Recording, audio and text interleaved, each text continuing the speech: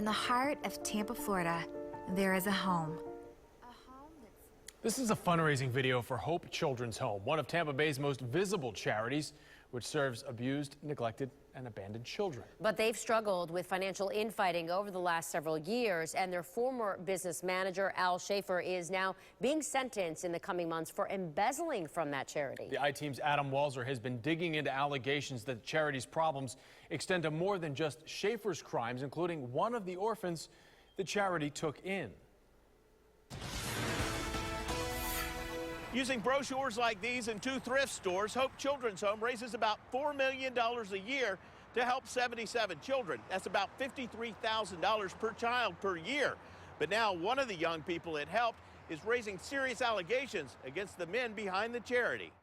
Work, work, work, work, that's it.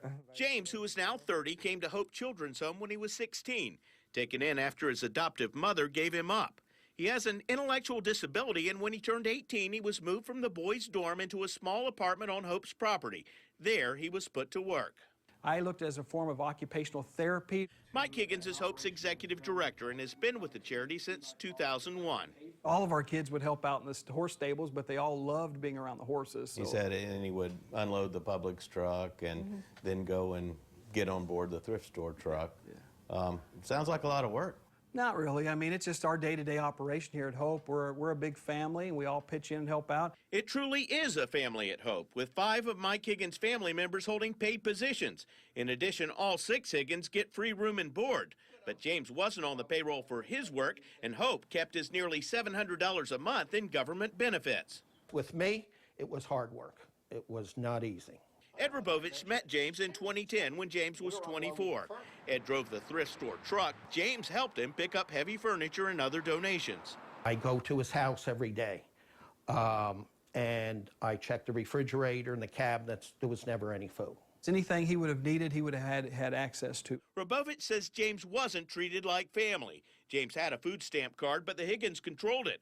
This email to Rabovich from Ryan Higgins, Hope's business manager, says James is a habitual kleptomaniac, and he highly doubts his brother Matt Higgins trusts James with his EBT card.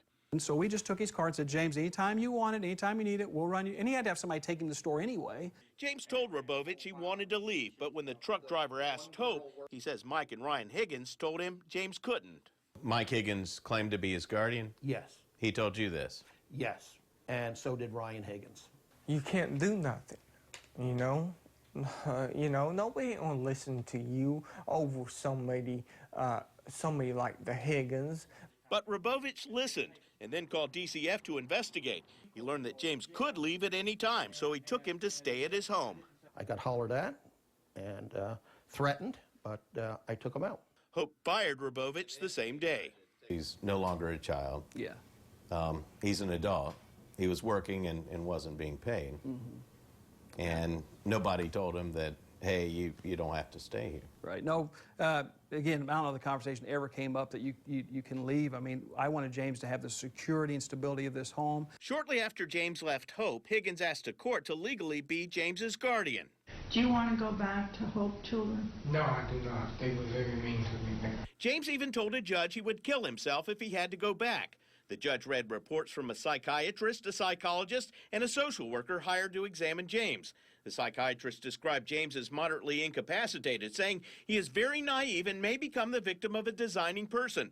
The psychologist said James alleged he had food withheld and personal property confiscated. He stated he was accepting of having a guardian as long as it was not someone connected to Hope Children's Home. The social worker said he described limitations in his access to food, labor without pay, being forced to attend religious services that were not of his particular faith, and lots of yelling at him. The judge also considered this report from a dentist that said James needed more than $15,000 of dental work to fix problems from years of neglect. Higgins says Hope made sure James had regular dental visits. Could have been in a position to where the Medicaid doctor just didn't identify the needs there, and another doctor did. The judge declared that James was mentally incapacitated, which means he needs assistance with some of the tasks of daily living due to limitations. The judge gave guardianship to Rabovich, and James still lives with him today. And I won quite easily. And you have to remember, I was in my 60s, unemployed, had really not too much money, and I won over CEO. Higgins calls Rabovich a disgruntled employee fired for wrongdoing who was in it for the money. The day that Ed left here with James, they went immediately to the Social Security office and had all of his benefits assigned to Ed. Makes one wonder why Ed is so interested in James. They were assigned to you guys. They were prior, and we provided everything for him. As for why Rabovich was fired, Hope stated in the truck driver's unemployment appeal that he'd stolen company property. But a state agency said Hope didn't give them any evidence to prove misconduct, so the agency granted Rabovich unemployment benefits. If Rabovich was in it for the money, it doesn't match the price he paid in legal fees to become James's guardian. You gave up your house. Yeah, I lived there 32 years. You gave up your car. Mm-hmm. Was it worth it? Yes. Yeah. Can't help it to feel like it's your own child. And to have that type of disdain for you, I hated that. But I knew with James's mentality what I was up against. James says he's happy in his new home, but has a message for the Higgins. It's wrong to treat anybody like that. Doesn't care, doesn't matter who it is. You don't treat nobody like that. Nobody. Not even the person you really, really hate. You don't treat like that. I'm I-Team investigator Adam Walser, taking action for you.